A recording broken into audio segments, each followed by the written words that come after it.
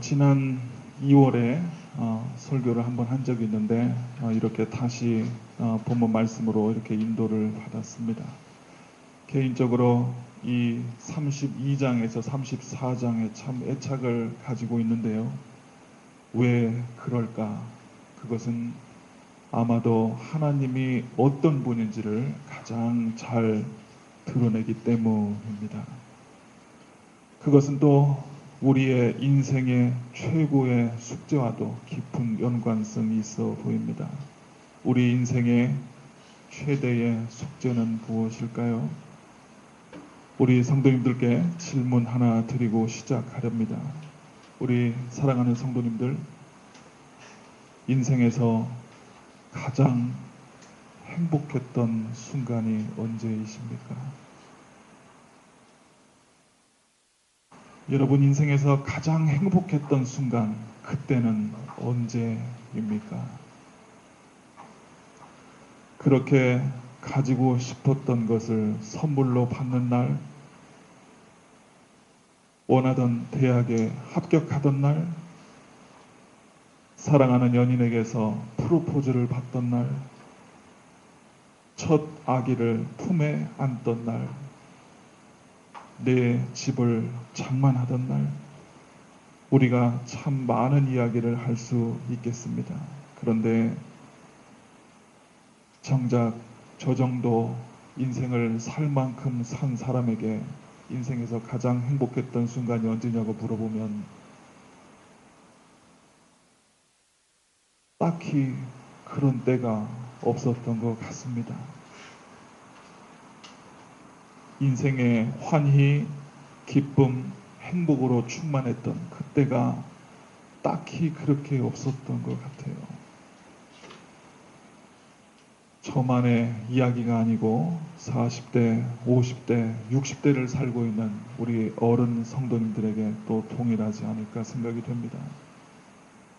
사실은 이 질문을 주위에 있는 분들에게 꽤 많이 드렸거든요. 그런데 저 정도 사신 분들은 누구나 다 이구동성으로 목사님, 딱히 그렇게 행복했던 때는 별로 없던 것 같습니다.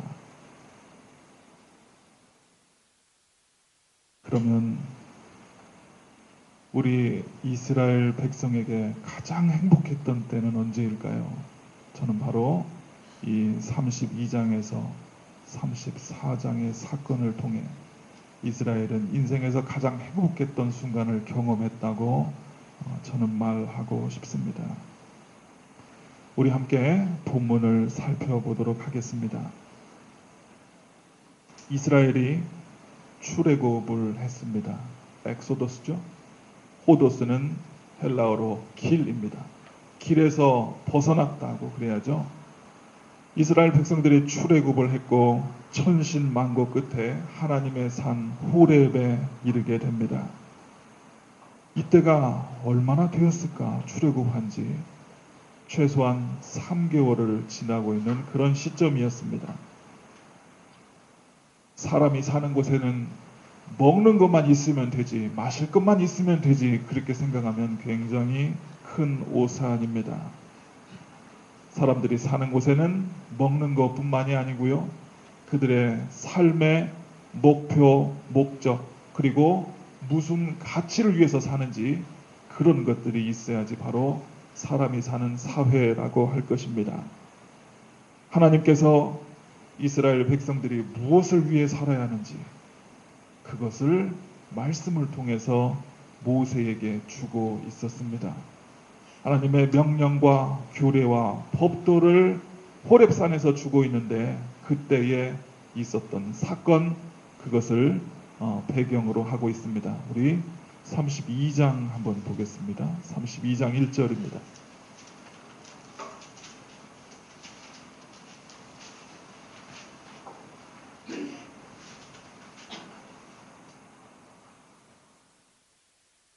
백성이 모세가 산에서 내려옴이 더딤을 보고 모여 백성이 아론에게 이르러 말하되 일어나라, 우리를 위하여 우리를 인도할 신을 만들라. 이 모세 곧 우리를 애굽 땅에서 인도하여 낸 사람은 어찌 되었는지 알지 못함이니라. 아론이 그들에게 이르되 너희의 아내와 자녀의 귀에서 금 고리를 빼어 내게로 가져오라. 모든 백성이 그 귀에서 금 고리를 빼어 아론에게로 가져가매 아론이 그들의 손에서 금 고리를 받아 부어서 조각칼로 새겨 송아지 형상을 만드니 그들이 말하되 이스라엘아 이는 너희를 애굽 땅에서 인도하여 낸 너희의 신이로다 하는지라. 1절에서 4절 잘 보시면 직접 화법으로 표현된 부분이 있습니다. 이스라엘아 이는 너희를 애굽 땅에서 인도하여 낸 너희의 신이로다 하는지라. 그런데 이 앞에 출애굽기 앞에 보면은요 하나님께서 그 홍해를 건너게 하시죠. 그래서 그 홍해 바닷속에 이스라엘의 그 군사들과 말들을 다 수장시키게 되는데요. 그것을 보고서 모세와 이스라엘 백성들이 외쳤던 찬송이 있습니다. 그 찬송은요. 내가 여호와를 찬송하리니 그는 높고 영화로우심이요 그럽니다.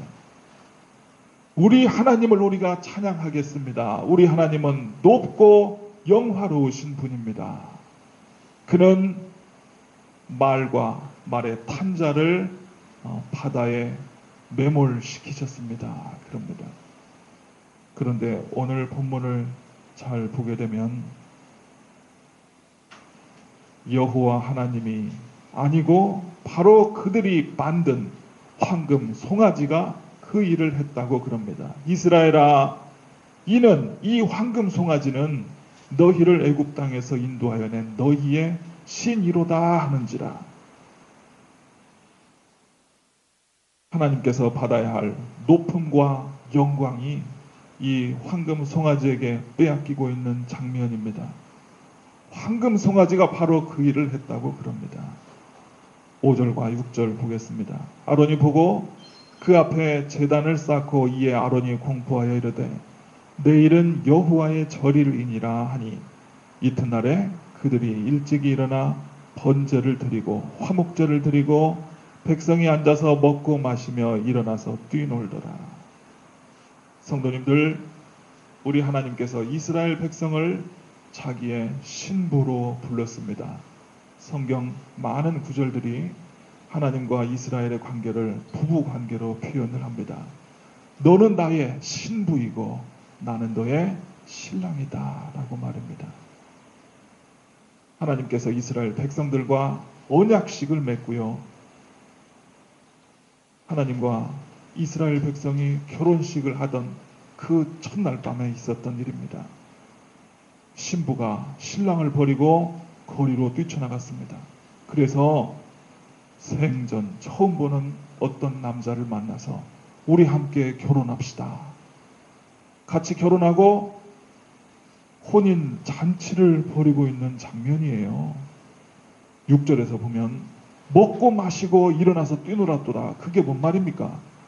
새로운 남편을 길거리에서 만나서 그 사람하고 결혼을 하고 그와 함께 결혼 잔치를 하고 있는 모습입니다.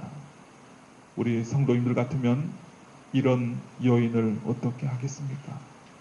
결혼 시간 첫날 나를 배반하고 뛰쳐나간 이 나의 배우자를 어떻게 해야 합니까? 하나님께서 어떻게 반응했는지 7절부터 나타나고 있습니다. 7절 보겠습니다. 여호와께서 모세에게 이르시되 너는 내려가라. 내가 애굽 땅에서 인도하여 낸 내 백성이 부패하였도다. 그들이 내가 그들에게 명령한 길을 속히 떠나 자기를 위하여 송아지를 부어 만들고 그것을 예배하며 그것에게 제물을 드리며 말하기를 이스라엘아 이는 너희를 애굽 땅에서 인도하여 낸 너희 신이라 하였도다. 우리 9절 함께 읽겠습니다. 시작. 여호와께서 또 모세에게 이르시되 내가 이 백성을 보니 목이 뻣뻣한 백성이로다. 32장에서 34장 잘 보시면은요 이스라엘 백성이 목이 뻣뻣하다라고 하는 말이 제가 찾은 것만 4번 나왔습니다. 이스라엘 백성들 너희들은 목이 뻣뻣하다 그런데 뻣뻣하다는 말을 하나님께서 바로 왕에게도 쓰고 있는 걸 아시나요? 하나님께서 애굽 왕 바로의 마음을 강팍하게 했다라고 하는 말하고 뻣뻣하다는 말하고 똑같습니다. 근본적인 의미는 딱딱하다라는 말입니다. 하나님께서 이스라엘 백성들을 보니까 이들은 목이 딱딱한 사람들이에요. 그리고 바로 왕처럼 마음이 딱딱한 사람들입니다.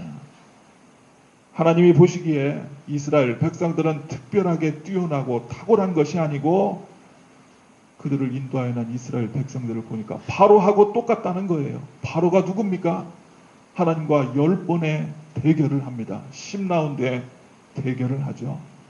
10번째 재앙에서 하나님께서 그 장자들을 치심으로 바로의 아들이 죽게 되고, 아들이 죽었다는 말은 자기가 죽었다는 말이에요. 아들이 죽고 자기가 죽게 된 그때에야 하나님께 항복을 하는 거죠. 그런데 하나님께서 보니까 바로만 그런 것이 아니고 이스라엘 백성들 너희들도 똑같구나. 10절 보겠습니다. 그런즉 내가 하는 대로 두라. 내가 그들에게 진노하여 그들을 진멸하고 너를 큰 나라가 되게 하리라. 부아타라고 하는 말, 하나님께서 특단의 조치를 내릴 때 쓰는 표현입니다. 그런즉 이제 내가 하는 대로 두라 하는 것이죠. 내가 그들을 진노하고 그들을 진멸하고, 진멸한다고 하는 말 히브리어로 칼라라고 하는데, 나중에 여러분 노아의 홍수하고 이 사건하고 한번 잘 비교를 해보십시오. 매우 평행을 이루는 부분들이 많습니다. 하나님께서 땅 위에 호흡 있는 것들을 쓸어버린다라고 그러거든요. 똑같습니다. 노아의 홍수 때에 땅 위에서 숨쉬는 것들을 다 쓸어버린다고 한 것처럼 여기에서는 동일하게 이스라엘 백성들을 진멸시키겠다라고 그럽니다. 그리고 너를 큰 나라가 되게 하리라. 성도님들, 이스라엘 백성들의 최대의 위기입니다. 모든 백성들이 멸종을 당할 위기에 처한 것이죠. 진멸하고 이 말을 보면은요, 멸종시키고 라고 하는 말하고 똑같습니다. 하나님께서 이렇게 진노하시고 이스라엘 백성들을 멸종시키겠다고 할 때 모세가 하나님께 드린 두 가지의 변호 내용이 이어지고 있습니다. 그 중에 하나는요, 하나님께서 이스라엘 백성들을 멸종시키고 다 진멸하신다고 그러면 저 이스라엘 백성들이 하나님께 대해서 평판이 어떻겠습니까? 하나님께서 여호와께서 이스라엘 백성들을 출애굽시켰는데 결국에는 하나님이 악한 의도를 가지고 이 이스라엘 백성들을 출애굽시켰다고 이스라엘 백성들이 그러지 않겠습니까? 성도님들, 묵상을 하면 또 다른 소리가 하나 들립니다. 하나님이 하시는 음성입니다. 야, 내가 지금 공의를 베풀고 정의를 베푸는 거지. 이게 무슨 내가 악해서 그런 거니? 모세가 하는 말입니다. 아닙니다, 하나님. 하나님은 아무리 공의를 베풀고 정의를 베풀었다고 하지만 결국에는 하나님은 악한 분이다 라고 하는 그런 평판이 날 것입니다. 그게 첫 번째고요. 두 번째는 약속을 상기시킵니다. 주님, 아브라함과 이삭과 이스라엘을 기억하여 주옵소서. 그들에게 주님께서 맹세하지 않았습니까? 내가 너희의 백성들을 하늘의 별처럼 많게 하고 온 땅을 너희에게 자손에게 주리라 한 그 약속을 주님 기억하십시오. 아니, 사람도 약속을 지키고 아버지도 약속을 지키는데 하물며 하나님께서 약속을 안 지키면 어떻게 되시는 겁니까? 모세가 두 가지의 변호를 하고요, 여호와께서 그 말을 들으시고 뜻을 돌이켰다라고 그럽니다. 14절 같이 한번 읽어보겠습니다. 시작.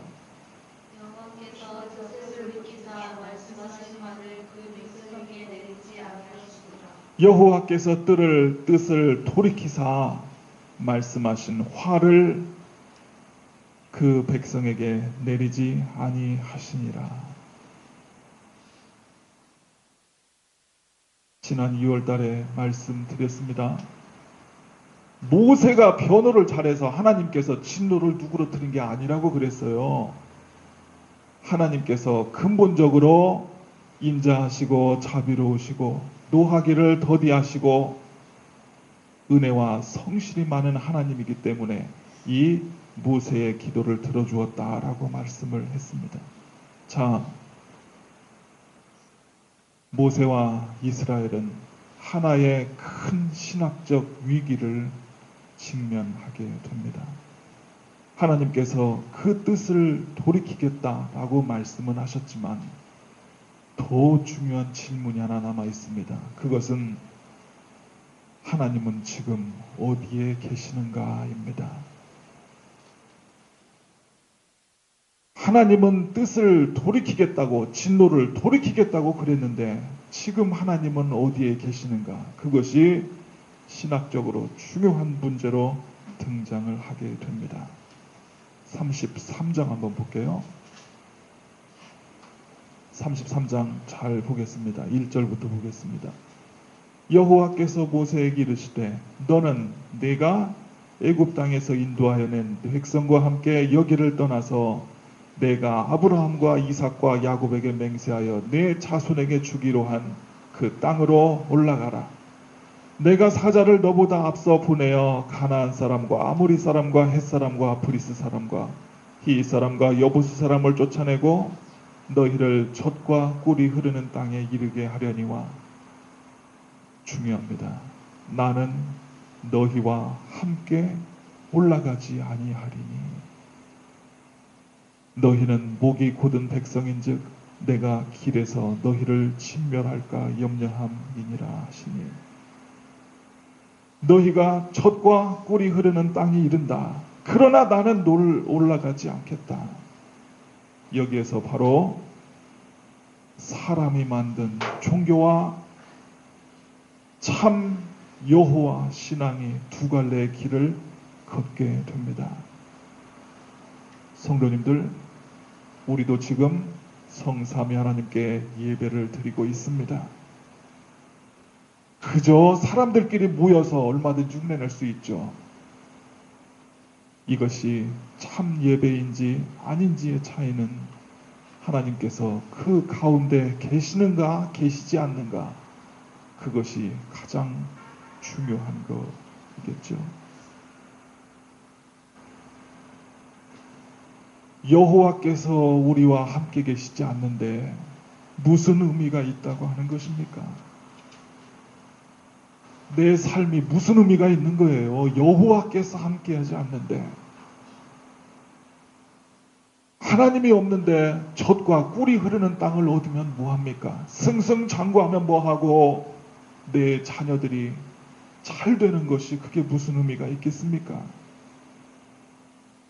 우리 사랑하는 샬롬교회 성도님들, 지난 한 주간 어떠셨나요? 잘 먹고 잘 마시고 많이 자고 푹 쉬고 구경도 다니고 저는 아무 문제도 없더라 그러면 안 되는데, 주님을 사랑하는 마음, 주님이 안 계시면 이 모든 거 아무 의미가 없습니다 라고 하는 그런 아쉬움과 성도님들의 일주일의 삶 가운데 있었기를 바랍니다. 자, 우리 15절 한번 보겠습니다. 33장 15절입니다. 함께 읽어보죠. 33장 15절 시작. 내가 여호와께 하는데 주께서 친히 가지 아니하시거든 우리를 이곳에서 올려 보내지 마옵소서. 성도님들, 이래야 되는 거예요. 주님께서 올라가지 않는다면, 주님께서 내 삶 가운데 함께하지 않는다면 우리를 앞으로 전진하지 말게 해 주십시오.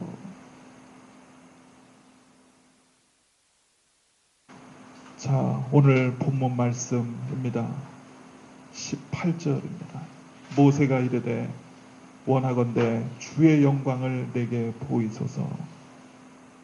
모세가 왜 이 말을 했는지 감이 좀 잡히시나요?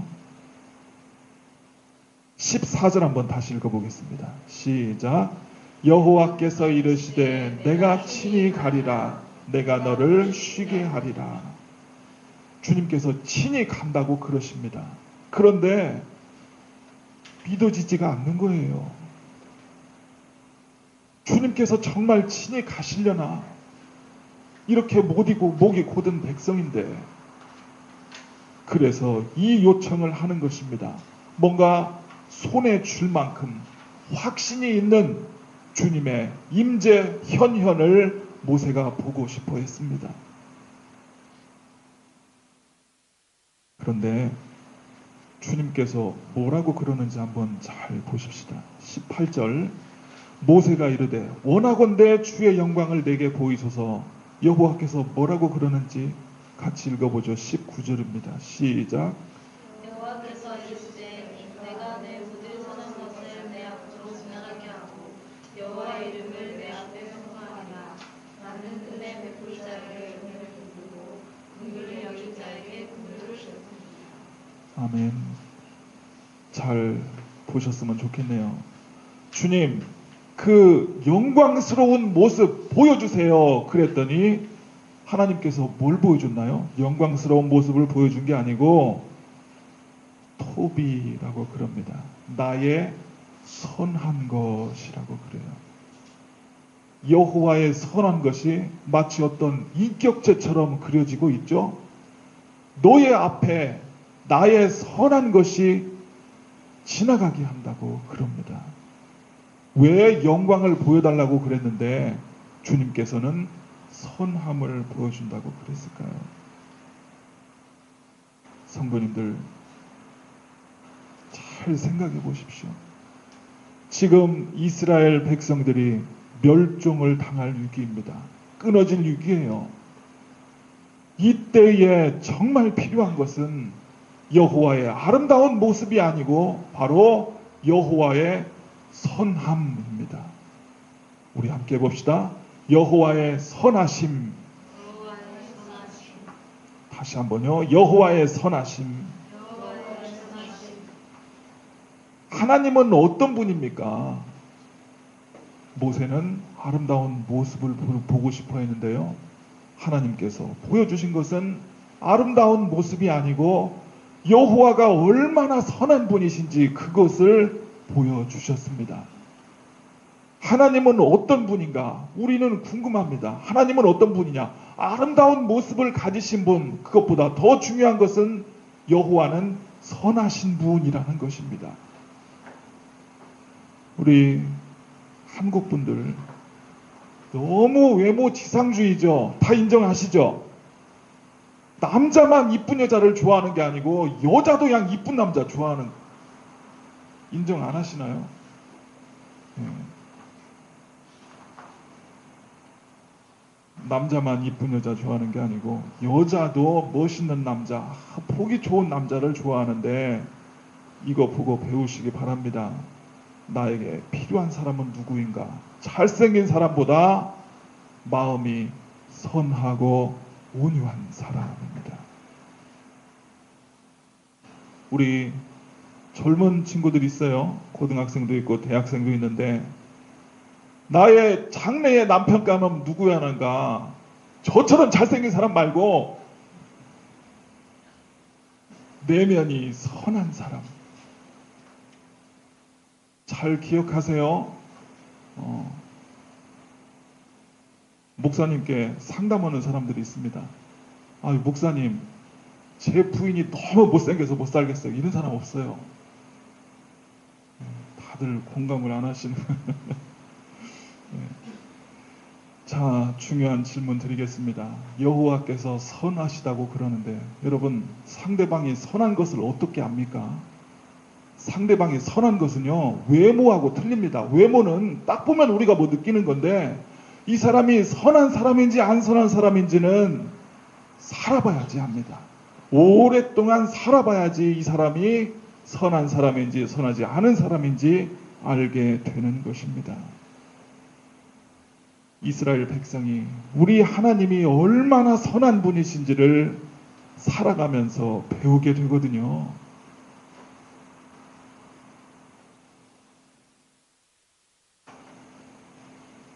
자, 우리 9절 한번 보겠습니다. 34장 9절입니다. 예, 9절하고 10절하고 말씀 마치도록 하겠습니다. 9절 함께 읽어보죠. 시작. 이르되 주여 내가 주께 은총을 입었거든 원하건대 너희는 우리와 동행하옵소서. 이는 목이 뻣뻣한 백성이니이다. 우리의 악과 죄를 사하시고 우리를 주의 기업으로 삼으소서. 또 나옵니다. 이스라엘 백성들은 목이 딱딱하고 뻣뻣한 사람입니다. 그런데 이게 원문을 보게 되면은요, 때문에라고 하는 말이 있습니다. 목이 뻣뻣한 백성이기 때문에 주는 우리와 동행하옵소서입니다. 잘 들어보세요.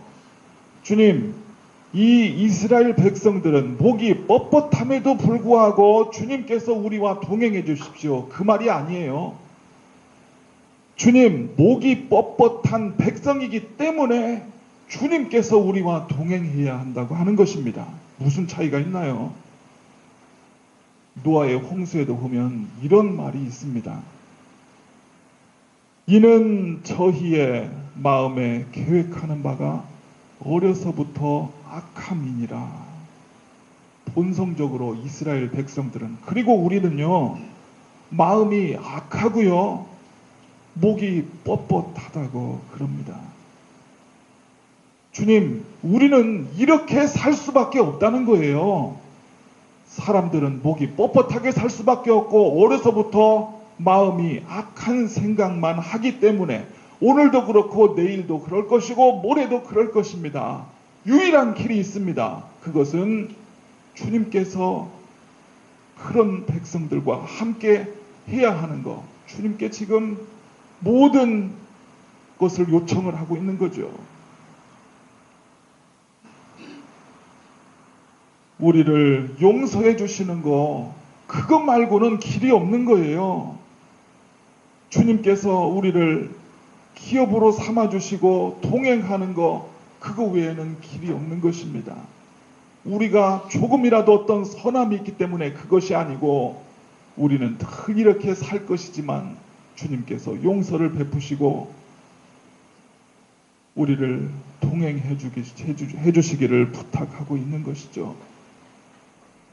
자, 우리 10절 말씀 마치겠습니다. 여호와께서 이르시되 보라, 내가 언약을 세우나니. 성도님들, 이런 말씀에 여러분 마음이 두근두근 해야 합니다. 세상에 이런 백성들하고 하나님께서 뭐가 부족해서 언약을 맺는데요. 우리들 삶을 한번 돌아봐 보십시오. 우리는 누구하고 약속을 합니까? 잘 나가는 사람, 지위가 높은 사람, 돈 많은 사람, 그래도 뭔가 쓸만한 사람, 그런 사람들하고 약속을 하잖아요. 그런데 하나님께서는 이런 백성들하고 목이 뻣뻣하고 마음이 어려서부터 악하고 내일도 그럴 것이고 모레도 그럴 것일 이런 이스라엘 백성들과 언약을 세우십니다. 내가 아직 온 땅 아무 국민에게도 행하지 아니한 이적을 너희 전체 백성 앞에서 행할 것이라. 중요한 히브리어 단어 하나 있습니다. 아무 백성에게도 행하지 않았다고 그러는데 히브리어로는 빠라라고 그럽니다. 창조하다라는 뜻이에요. 오직 하나님께만 쓰이는 그 동사입니다. 태초에 하나님이 천지를 창조하시니라 할 때 그 동사가 여기에 쓰이고 있습니다. 아무 국민에게도 행해보지 않은 그런 이적을 너희 앞에 행할 것이다 라고 그럽니다. 여기서 이적이 무엇인가요? 이적은 지팡이를 뱀으로 만드는 게 이적이 아니고요. 영어 성경으로 보면 wonderful이라고 되어 있습니다. 하나님께서 놀라운 일을 행할 것이다 라고 그럽니다. 무에서 유를 창조하는 일, 그 일을 바로 지금 하겠다는 겁니다. 이스라엘 백성들은 무이고 아무런 가망성이 없지만 하나님께서 그들과 다시 한번 언약을 세우시고 그들과 동행하실 것을 약속을 하시는 장면입니다. 성도님들, 이스라엘 백성이 언제 가장 행복했을까? 바로 이 순간입니다. 세상에 우리 같은 사람들, 목이 걷고 어려서부터 생각이 약하고 내일도 그렇게 살 것이요 모레도 그렇게 살 것인 우리들과 하나님은 다시 언약을 맺으시고 그들과 동행할 것을 약속합니다. 우리 하나님의 마음이 느껴지지 않습니까? 뭐가 아쉬워서, 주님이 뭐가 부족해서 마치 이스라엘을 붙잡고 간청이라도 하듯이 왜 하나님께서는 이러는 것입니까? 우리 성도님들 인생에서 가장 행복한 순간이 언젠가요? 바로 나 같은 죄인을 하나님의 백성 삼아주신 그 주님의 놀라운 은혜를 체험할 때 아니겠습니까? 우리 함께 기도하십시다. 여호와, 여호와, 자비롭고 은혜롭고 노하기를 더디하시고 인자와 진실이 많은 하나님이십니다. 성도님들, 우리 하나님이 이런 분이시기에 우리가 지금 여기까지 왔고요. 우리의 앞날도 또한 주님께서 많은 은혜를 베푸실 것을 믿습니다. 하나 부탁드리고 싶습니다. 여러분 마음속에 이런 이스라엘 백성처럼 목이 곧은 사람이 있습니까? 내일도 그럴 것이고 모레도 그럴 것인 그런 사람이 있습니까? 주님께서 우리에게 베푸신 그 은혜를 생각하면서 우리도 주님 그런 사람 되도록 은혜 베풀어 주옵소서. 우리 함께 기도하십시다.